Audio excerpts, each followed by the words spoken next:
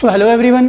सो आज हम स्टार्ट कर रहे हैं living organisms and there surroundings, class 6 science. ठीक है, ये चैप्टर नंबर 9 है आपका, living organisms and there surroundings. तो इसमें हम बात करेंगे लिविंग ऑर्गेनिजम्स की और जो उनके इर्द गिर्द सराउंडिंग्स होती है उनके बारे में बात करेंगे। ठीक है, तो सबसे पहले हम बात करेंगे हैबिटेट कि व्हाट इज हैबिटेट। हैबिटेट क्या होता है? The surrounding in which living organism और living being lives is called its habitat.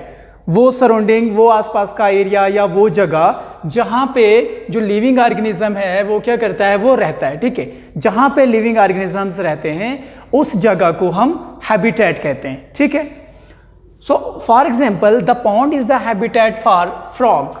ठीक है, फॉर ए फ्रॉग। जो पॉन्ड होता है, जो तालाब होता है, वो क्या होता है, वो किसका हैबिटेट होता है?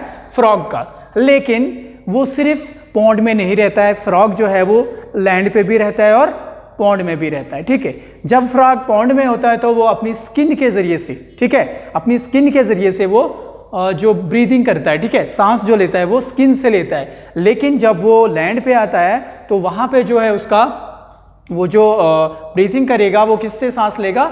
वो लेगा लंग्स से। ठीक है, सो उसके बाद हम बात करेंगे जैसे our home is our habitat. जहाँ पे हम रहते हैं वो हमारा हैबिटेट है, जहाँ पे मतलब हम घर में रहते हैं। ठीक है, होम, तो हम होम में रहते हैं तो होम जो है हमारा वो क्या है? हैबिटेट। ठीक है, तो कोई भी लिविंग प्लेस, लिविंग ऑर्गेनिजम्स की कोई भी प्लेस जहाँ पे भी लिविंग ऑर्गेनिज्म रहते हैं उसको हम क्या बोलेंगे? उसको हम हैबिटेट बोलेंगे। ठीक है, उसके बाद बात करेंगे तो टाइप्स ऑफ हैबिटेट। अब हैबिटेट जनरली कितने टाइप्स के होते हैं? तो जनरली बात करेंगे तो हैबिटेट जो होते हैं वो दो टाइप्स के होते हैं, two types of habitats. First type जो है वो है टेरेस्ट्रियल हैबिटेट। टेरेस्ट्रियल हैबिटेट कौन से हैबिटेट होते हैं? टेरेस्ट्रियल हैबिटेट जो होते हैं वो होते हैं हैबिटेट ऑन लैंड। वो ऑर्गेनिजम्स, वो लिविंग बीइंग्स जो जमीन पे रहते हैं, ठीक है, उनको हम क्या बोलते हैं? Terrestrial habitat. ठीक है ना, तो इसमें जैसे फॉरेस्ट है, ग्रास लैंड आएगा, कोस्टल एरियाज आएंगे, ठीक है, या माउंटेन्स और डेजर्ट हैबिटेट्स। तो जो भी जमीन के ऊपर आपको दिखेगा, जहां पे भी कोई चीज रहेगी जमीन के ऊपर, वो सारा कौन सा होगा? Terrestrial habitat. तो हैबिटेट ऑन लैंड, लैंड के ऊपर जो भी आपको हैबिटेट मिलेगा उसको क्या बोलेंगे? Terrestrial habitat. चाहे उसमें फॉरेस्ट हो, ग्रासलैंड्स हो, कोस्टल एरियाज हों, या माउंटेन्स हूँ या डेजर्ट्स हूँ। रेगिस्तान का इलाका है वो भी, उसमें रेगिस्तान जो है वो किस पे होता है? लैंड पे। माउंटेन्स कहाँ? लैंड पे। फॉरेस्ट लैंड पे, ग्रॉस लैंड्स, ठीक है। और कोस्टल, कोस्टल का मतलब होता है समुद्र के किनारे पे, समुद्र के साथ में, ठीक है, किनारे पे जो ज़मीन आपको मिलेगी समुद्र के किनारे के साथ, ठीक है, सी शोर के साथ, उसको बोलते हैं हम कोस्टल एरिया। अब बात करेंगे, ये तो हो गया पहला कंपोनेंट, ठीक है, टाइप्स ऑफ हैबिटेट। पहला टाइप जो था वो था टेरेस्ट्रियल हैबिटेट। सो नेक्स्ट बात करेंगे हम एक्वेटिक हैबिटेट। ठीक है, अब एक्वेटिक हैबिटेट क्या होता है? एक्वेटिक हैबिटेट जो होता है वो होता है हैबिटेट इन वाटर। जो भी चीज़ आपको पानी में दिखेगी वो उनका हैबिटेट होगा।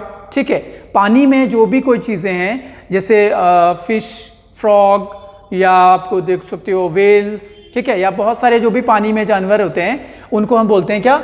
Aquatic habitat. ठीक है, तो एक्वेटिक हैबिटेट कौन सा हैबिटेट हो गया?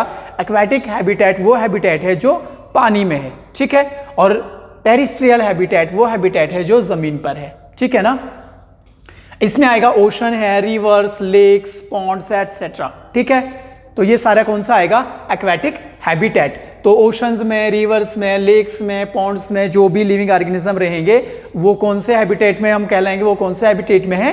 एक्वेटिक हैबिटेट में। ठीक है, उसके बाद बात करेंगे कंपोनेंट्स ऑफ हैबिटेट। सबसे पहले हैबिटेट, ठीक है, फिर टाइप्स ऑफ हैबिटेट हमने पढ़ा। दो टाइप्स ऑफ हैबिटेट हैं, एक है टेरेस्ट्रियल हैबिटेट जो ज़मीन पे है, ज़मीन जो हैबिटेट है उनको टेरेस्ट्रियल बोलेंगे, और जो हैबिटेट पानी के अंदर होते हैं उनको बोलेंगे एक्वेटिक हैबिटेट। उसके बाद है कंपोनेंट्स ऑफ हैबिटेट। हैबिटेट के कितने कंपोनेंट्स होते हैं? ठीक है, सो हैबिटेट के दो कंपोनेंट्स होंगे, एक होगा बायोटिक कंपोनेंट। ठीक है, बायोटिक कंपोनेंट कौन सा होता है? बायोटिक कंपोनेंट होता है लिविंग थिंग्स या लिविंग कंपोनेंट्स जितने भी होंगे उनको हम बायोटिक कंपोनेंट्स कहते हैं। ठीक है, जैसे प्लांट्स एंड एनिमल्स। ठीक है, प्लांट्स एंड एनिमल्स, हम जितने भी लिविंग थिंग्स हैं वो सारी किस में आएंगी? बायोटिक कंपोनेंट्स में। ठीक है, उसके बाद आता है एबायोटिक कंपोनेंट्स। तो एबायोटिक कंपोनेंट्स कौन से होते हैं? एबायोटिक कंपोनेंट्स होते हैं नॉन लिविंग थिंग्स, ठीक है, नॉन लिविंग थिंग्स जैसे सॉयल, ठीक है, सॉयल है, एयर, वाटर, टेम्परेचर एटसेट्रा। तो ये जो चीज़ें हैं ये है नॉन लिविंग कंपोनेंट्स। तो नॉन लिविंग कंपोनेंट्स को हम क्या बोलते हैं? एबायोटिक कंपोनेंट्स, ठीक है। तो कंपोनेंट्स ऑफ हैबिटेट हमारे पास दो हैं, एक है हमारे पास बायोटिक कंपोनेंट्स जिसमें सारे लिविंग ऑर्गेनिजम्स आएंगे, और दूसरा है हमारे पास अबायोटिक कंपोनेंट्स। ये बायोटिक कंपोनेंट्स है, और जब ए पीछे लगाएंगे, ठीक है, अबायोटिक कंपोनेंट्स मतलब नॉन लिविंग कंपोनेंट्स, उसमें सॉइल आ जाएगा non living, air non living, water non living, temperature non living, heat non living, ठीक है। ये सारी जो चीज़ें आएंगी इनको हम बोलेंगे अबायोटिक कंपोनेंट्स। लेकिन दोनों चीज़ें बहुत ज़रूरी हैं, ठीक है। लिविंग कंपोनेंट के लिए एबायोटिक कंपोनेंट्स मतलब नॉन लिविंग कंपोनेंट्स बहुत ज़रूरी हैं। ऐसा नहीं है कि ये जो नॉन लिविंग कंपोनेंट्स हैं ये हमारे लिए कोई फ़ायदा नहीं देंगे, ऐसा बिल्कुल भी नहीं है। तो नॉन लिविंग थिंग्स भी हमारे लिए बहुत ज़्यादा ज़रूरी हैं। बायोटिक कंपोनेंट्स के लिए एबायोटिक कंपोनेंट्स बहुत ही ज़रूरी हैं। जैसे सॉइल, सॉइल पे प्लांट्स लगेंगे, ये जो प्लांट्स हैं किस पे लगेंगे? सॉइल पे ही लगेंगे, ठीक है। अगर एयर नहीं होगी तो हम नहीं होंगे, वाटर नहीं होगा तो हम नहीं होंगे, ठीक है। टेम्परेचर अगर बहुत ज़्यादा हो जाता है तो हम फिर जो बहुत ज़्यादा गर्मी बढ़ जाएगी तो उसकी वजह से भी हमें बहुत ज़्यादा प्रॉब्लम्स आ सकती हैं। इसका मतलब है कि बायोटिक कंपोनेंट्स के लिए ये जो एबायोटिक कंपोनेंट्स हैं ये बहुत ही इंपॉर्टेंट हैं, ठीक है। ओके, सो नेक्स्ट हम पढ़ेंगे एडाप्टेशन। अब एडाप्टेशन क्या होता है? एडाप्टेशन का मतलब होता है the presence of some specific features and certain habits which allow an organism to live in its habitat। तो क्या होगा? the presence of some specific features।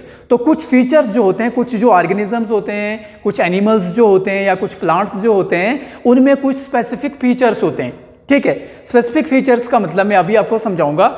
या कुछ ऐसी हैबिट्स होती हैं जिनकी वजह से वो क्या है, वो उस हैबिटेट में, उस पर्टिकुलर हैबिटेट में रह पाते हैं। जैसे अगर हम बात करेंगे कोल्ड रीजन की, ठीक है, एंटार्क्टिका की अगर बात करेंगे, जैसे आप बहुत ज़्यादा जो माउंटेन्स जहाँ पे बिल्कुल बर्फ़ से ढके रहते हैं, ठीक है, वहाँ पे अगर हम देखेंगे वहाँ के जो एनिमल्स होते हैं जैसे बियर होगा या बाकी चीज़ें होंगी, उनमें फ़र बहुत ज़्यादा होता है, ठीक है। उस फ़र की वजह से, उस जो बॉडी के ऊपर हेयर्स होते हैं बहुत ज़्यादा, ठीक है, उसको फ़र बोलते हैं।